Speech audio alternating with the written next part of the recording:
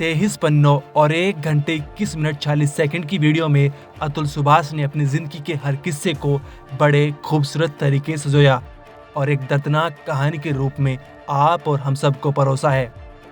उसके लिखे और कहे हुए हर शब्द ने हम सब को दुनिया की काली सच्चाई से रूबरू कराया है और जिसके चलते आज हर तरफ अतुल की चर्चा हो रही है। इंटरनेट पर अतुल सुभाष ट्रेंड कर रहा है और तमाम तरह के हैशटैग चल रहे हैं। कुछ ट्रेंड्स में अतुल सुभाष को न्याय दिलाने की बात की जा रही है तो कुछ में सिस्टम को सुधारने की मांग उठ रही है। Justice for Atul Subhash, me too जैसे हैशटैग सोशल मीडिया की सुर्खियां बटोर रहे हैं। लेकिन अतुल सुभाष के लाइमलाइट में रहने से इंटरनेट पर आयशा केस भी ट्रेंड करने लगा। हर कोई अतुल सुभाष के साथ आयशा को भी याद कर रहा है, लेकिन आखिर ये आयशा है कौन और क्यों हर तरफ इसकी चर्चा हो रही है। दरअसल आयशा की कहानी भी अतुल की तरह दिल को चीर देने वाली है और इस समाज पर करारा तमाचा जड़ने वाली है। जिसने भी आयशा की कहानी को सुना या उसकी उस वीडियो को देखा जो उसने दुनिया को अलविदा कहने से पहले बनाई थी, उस हर इंसान के अंदर इस समाज के कुछ दरिंदों के लिए एक बदले की आग थी और आयशा की नर्क जैसी जिंदगी के लिए आंखों में आंसू। और जब आप वो आयशा की दर्दनाक कहानी सुनेंगे तो आपकी आंखों में भी आंसू नहीं रुक पाएंगे। आयशा की कहानी आप उसकी जुबानी सुनिए। हेलो, अस्सलाम वालेकुम। मेरा नाम है आयशा आरिफ खान और मैं जो भी कुछ करने जा रही अपनी मर्जी से करना चाहती हूँ। इसलिए किसी का दौर या दबाव नहीं है। अब बस क्या कहें, ये समझ लीजिए खुदा की ज़िंदगी इतनी ही होती है और मुझे इतनी ही ज़िंदगी बहुत सुकून वाली है। और डियर डैड, यार कब तक लड़ेंगे अपनों से? गैस विड्रॉल कर दो। नहीं करना।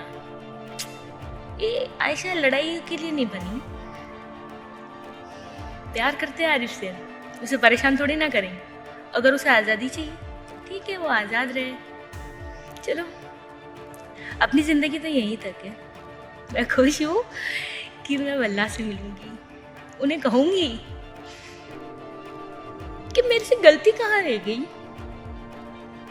माँ बाप बहुत अच्छे मिले, दोस्त भी बहुत अच्छे मिले, तो शायद कहीं कमी रह गई मुझ में या शायद तकदीर में। मैं खुश हूँ, सुकून से जाना चाहती हूँ। अल्लाह से दुआ करती हूँ कि अब दोबारा इंसानों की शक्ल ना दिखाए। एक चीज़ ज़रूर सीख रही हूँ, मोहब्बत करनी है तो दो तरफा करो, एक तरफा में कुछ हासिल नहीं। चलो, कुछ मोहब्बत तो निकाह के बाद भी अधूरी रहती है। ये प्यारी सी नदी प्रे करते कि मुझे अपने आप में समा ले और मेरे पीठ पीछे जो भी हो प्लीज़ ज़्यादा बखेड़ा मत करना।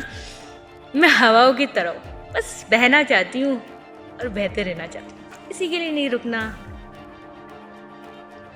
मैं खुश हूँ आज के दिन कि मुझे जो सवाल के जवाब चाहिए थे वो मिल गए और मुझे जिसको जो बताना था सच्चाई वो बता चुकी। बस काफ़ी है। Thank you. और मुझे दुआओं में याद करना, क्या पता जन्नत मिले या नहीं मिले। चलो, अलविदा।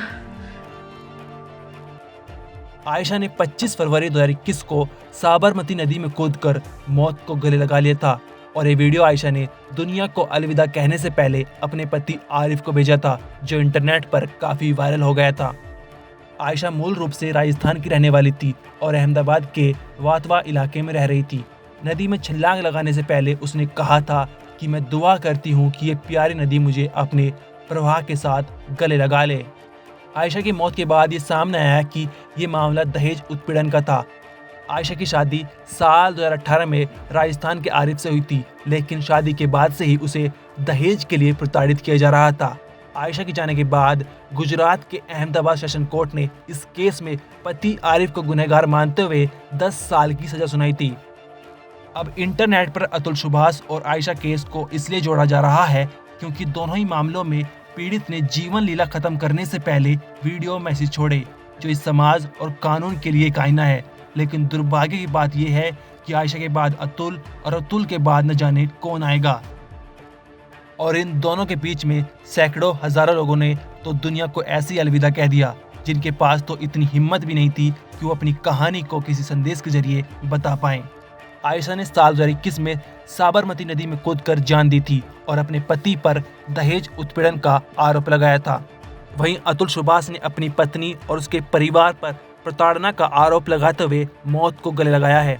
इन दोनों मामलों में पीड़ितों की भावनाओं और सामाजिक मुद्दों ने गहरी छाप छोड़ी, जिससे इन्हें एक साथ जोड़ा जा रहा है। ब्यूरो रिपोर्ट, क्राइम तक।